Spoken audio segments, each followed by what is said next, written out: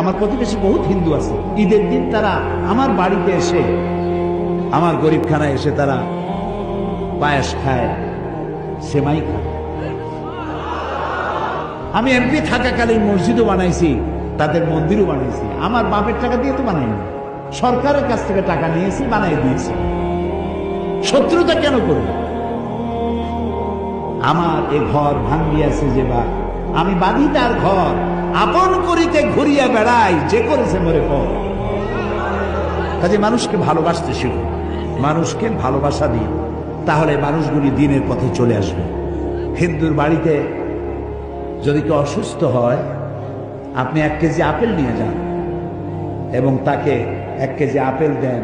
আপনি বলুন, স্রষ্টা আপনার ভালো করুন, আপনার জন্য দোয়া করি, আশীর্বাদ করি, বলতে তো কোনো ক্ষতি নেই। সে বুঝলো যে মুসলমান এরা সাম্প্রদায়িক না। আমার বাড়ি যেখানে গতকালও বলেছি যে হিন্দু অনেক